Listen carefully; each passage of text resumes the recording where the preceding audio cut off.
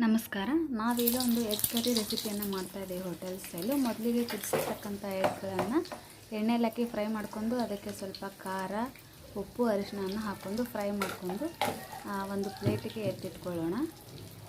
ಸ್ವಲ್ಪ ಫ್ರೈ ಆಗಬೇಕು ಅದು.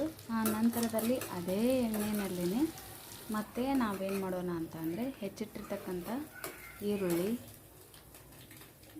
ಶುಂಠಿ, ಬೆಳ್ಳುಳ್ಳಿ ಇದನ್ನೆಲ್ಲವನ್ನು ಹಾಕ್ಕೊಳ್ಳೋಣ. ಇವಾಗ ಫಸ್ಟಿಗೆ ನಾನು ಜೀರಿಗೆ ಹಾಕ್ತಿದ್ದೀನಿ. ನಂತರದಲ್ಲಿ ಈರುಳ್ಳಿ, ಬೆಳ್ಳುಳ್ಳಿ ಪೇಸ್ಟ್, ಜಿಂಜರ್ ಗಾರ್ಲಿಕ್ ಪೇಸ್ಟನ್ನು ಹಾಕ್ತಾಯಿದ್ದೀನಿ. ನಾವು ಮನೆಯಲ್ಲೇ ಮಾಡಿರ್ತಕ್ಕಂಥ ಪೇಸ್ಟನ್ನು ಬಳಸ್ತೀವಿ.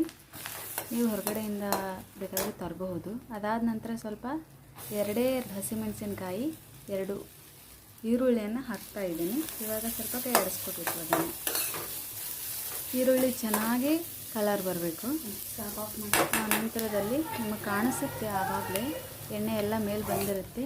ನಂತರದಲ್ಲೇ ನಾವು ಅದಕ್ಕೆ ಟೊಮೆಟೊವನ್ನು ಹಾಕ್ಕೋಬೇಕು. ಟೊಮೆಟೊ ಸ್ವಲ್ಪ ಕರಿದಾದಮೇಲೆ ಸ್ವಲ್ಪ ಮೊಸರು ಹಾಕ್ಕೋಬೇಕು. ಮೊಸರು ಏನಕ್ಕಪ್ಪ ಅಂತ ಅಂದರೆ ಟೆಕ್ಸ್ಚರ್ ಚೆನ್ನಾಗಿ ಬರುತ್ತೆ.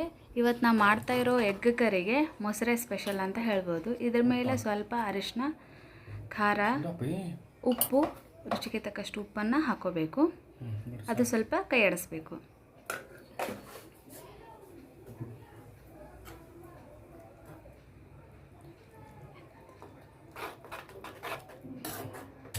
ನೀರು ಹಾಕಿನ ಸ್ವಲ್ಪ ಅದಕ್ಕೆ.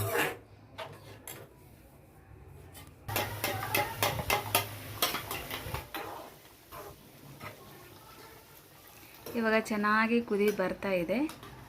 ಈ ಟೈಮಲ್ಲಿ ನಾವೇನು ಮಾಡಬೇಕಪ್ಪ ಅಂತ ಅಂದರೆ ಆ ಮೊಟ್ಟೆ ಒಳಗಿಂದ ಎಲ್ಲೂ ಇರುತ್ತಲ್ಲ ಅದನ್ನು ಮಾತ್ರ ತೆಗೆದು ಅದ್ರ ಜೊತೆ ಮಿಕ್ಸ್ ಮಾಡಬೇಕು. ನಂತರದಲ್ಲಿ ಆ ಮೊಟ್ಟೆಗಳು ಏನು ಮುಂಚಿತವಾಗಿ ಕರೆದು ಇಟ್ಕೊಂಡಿರ್ತೀವಿ ಅವುಗಳನ್ನು ಅದರ ಜೊತೆ ಸೇರಿಸಿ ಚೆನ್ನಾಗಿ ಕುದಿ ಬರೋವರೆಗೂ ಬಿಡಬೇಕು. ಇಷ್ಟಾದರೆ ಹೋಟೆಲ್ ಸ್ಟೈಲ್ ನಾಟಿ ಕರಿ ಎಗ್ ಮಸಾಲ ಮನೆಯಲ್ಲಿ ಚೆನ್ನಾಗಿರುತ್ತೆ. ಇದು ರೊಟ್ಟಿಗೆ, ಚಪಾತಿಗೆ ನೆಂಚ್ಕೊಳ್ಳೋಕ್ಕೆ, ಜೊತೆಗೆ ಅನ್ನದ ಜೊತೆಗೂ ಸಹ ತುಂಬ ಚೆನ್ನಾಗಿರುತ್ತೆ.